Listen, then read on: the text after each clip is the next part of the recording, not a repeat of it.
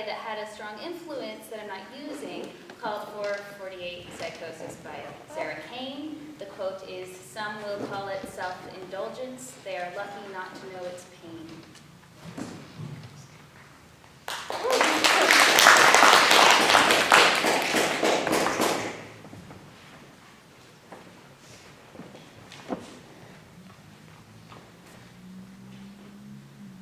Oh, here will I set up my everlasting rest, and shake the yoke of inauspicious stars from this world-wearied flesh.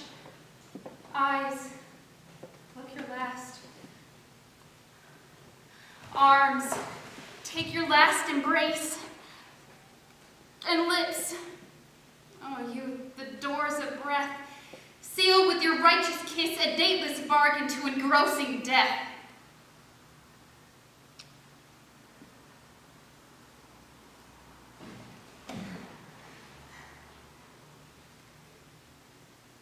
Come, bitter conduct. Come, unsavory guide, thou desperate pilot, now at once run on the dashing rocks thy seasick, weary bark. Here's to my love. Do the Pillow Man. Why, Pillow Man? Geez, that's from a while ago, isn't it? Yeah, it's from like a while ago. Let's see, how does it start? Once upon a time. I know, but I'm trying to think how it actually... Once upon a time. Once upon a time, there was a man who did not look like normal men. He was about 9 feet tall, and he was all made up of these pink, fluffy pillows. His arms were pillows, his legs were pillows, his feet were pillows, his fingers were tiny little pillows. Even his head was a pillow, a big, round pillow. A circular pillow. His head was a circular pillow. And on his head, he had 2 button eyes and a big smiley mouth that was always smiling. So you could always see his teeth, which were also pillows. Little white pillows. Do your mouth all smiley like the Pillow Man's mouth is?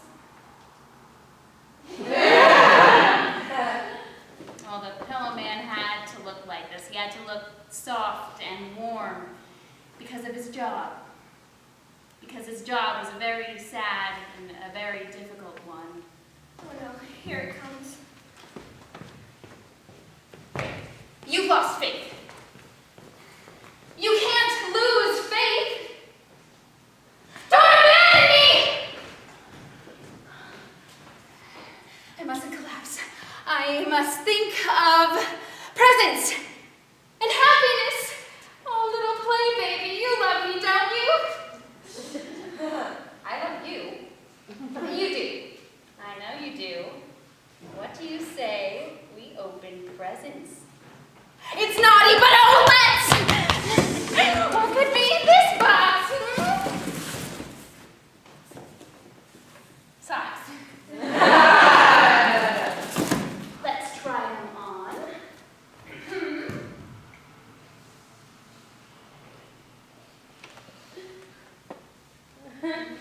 How dashing. How smart.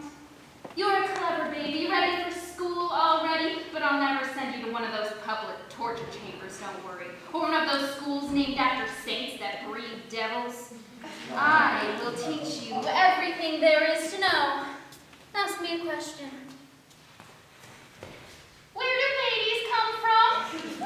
From God, little baby. And who is he?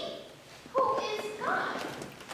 Well, God is everything good and pure and holy and kind and healthy and generous and growing and good and good and good. That is God, little baby. And where is he? Where is God? God is above us, looking down on us.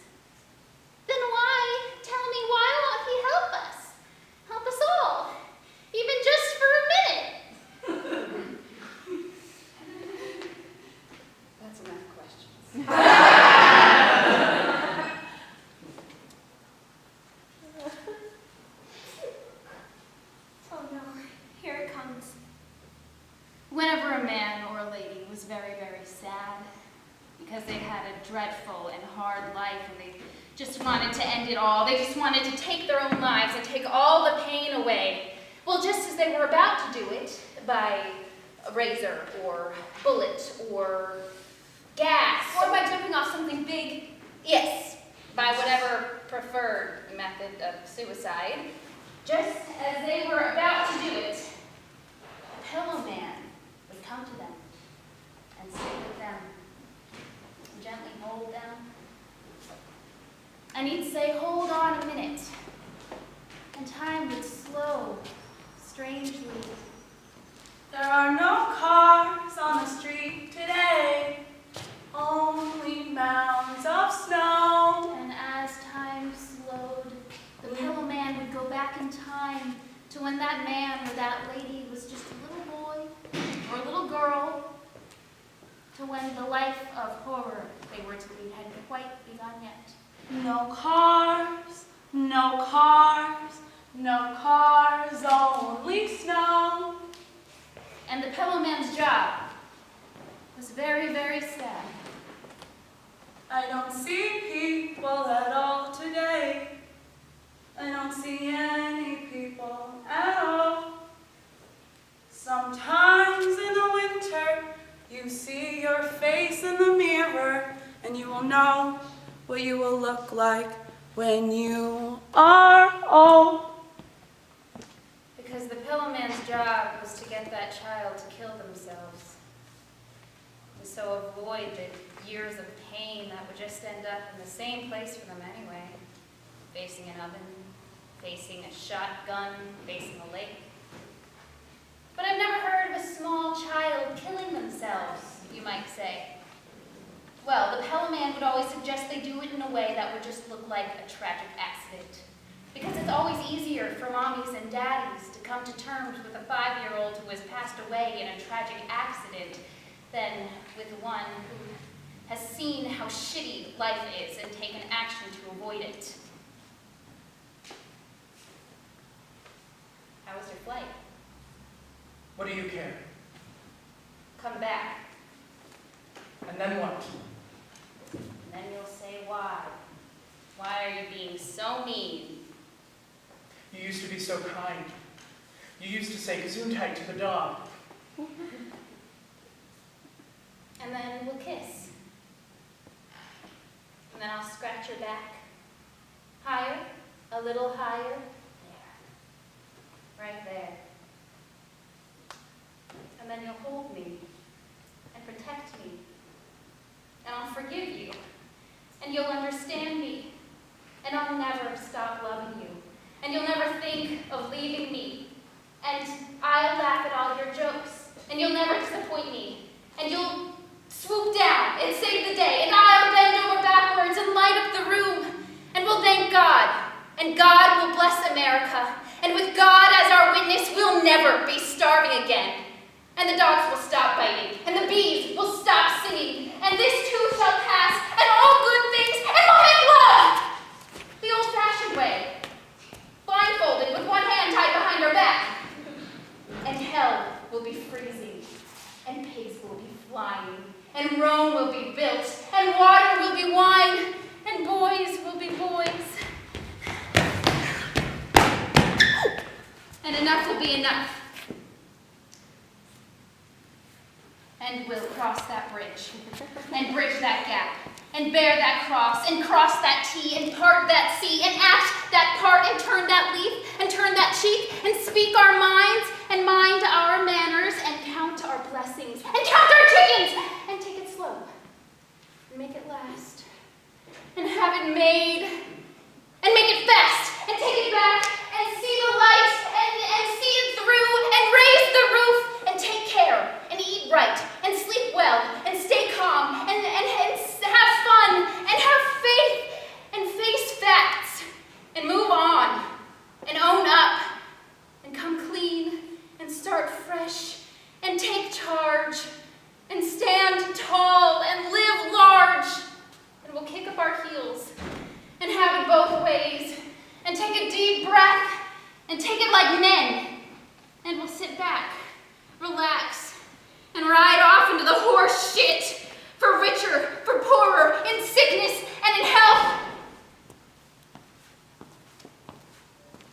and the fat lady will sing with bells on.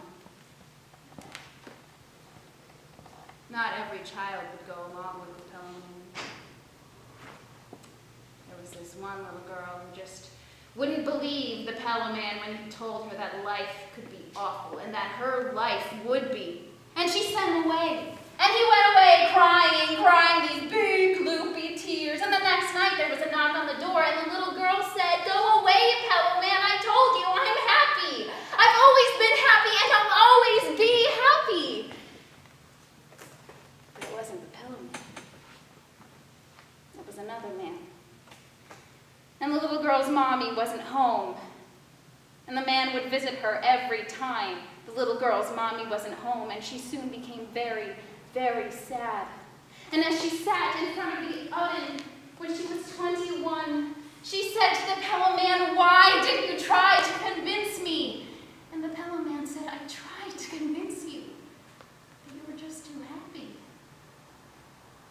And as she turned up the gas as high as it would go, the little girl said, "But I've never been happy. I've never been happy!" Can you skip to the end, please? This bit's a bit boring. The end of the Pellino. Well, when the Pellino was successful in his work, a small child would die horrifically. And when the Pellino was unsuccessful, a small child would have a horrific life, grow into an adult who also had a horrific life, and then die horrifically. So, as big as he was and as fluffy as he was, the Pellino would just go around crying all the time. His house would be just puddles everywhere. So he decided to do just one final job, and that'd be it. So he went to a place by a stream that he remembered to a time before, I like this part. and he brought a can of petrol with him. And there was this old weeping willow tree there, and underneath the tree were all these little toys. Ooh, say what the toys were. There was a car and a kaleidoscope and a dog. Oh, toy dog. Did it yip, yip, yip? Yes. And there was a little caravan nearby. And the Pellino heard the door of the caravan open. And he heard a little voice say, "I'm just going out to play, Mom." And the mom's voice said, "Just don't be late for your tea, son." And the little boy's voice said, "I won't be, Mom." And he heard the footsteps get closer. And the branches of the willow tree parted. And it wasn't a little boy at all. It was a little pillow boy. One, ice cream. The younger me was hopeful. Naive, of course, but hopeful. So, when I got to the end of the list, I picked up a pen and continued where the little girl had left off. 316. The smell of old books. 317. Even-numbered Star Trek films. 318. Burning things. The next morning, I sat at the end of my mom's bed and I read the list to her. And she got up and left the room. I followed her and read louder. 516. Wait something. 517. Don't sound well enough to get them to check your teeth for broccoli. Over the next few weeks, I began leaving the messages on the answering machine. I would turn down the radio and stand in front of the TV. I spent a lot of time talking to her back. 518. When idioms coincide with real-life occurrences, for instance, waking up, realizing something, and simultaneously smelling coffee. 521. The word plinth. I began leaving little post-it notes stuck around the house, stuck to various things. On her mirror was 575 piglets. On the kettle was 654. Nina Simone's voice. On her bed, 11. Bed. Every morning I would open my door and find a small stack of yellow squares of paper. I became more inventive, writing on the inside of cereal boxes, carving words into fruits. It was my goal to reach 1,000. The list became my main focus.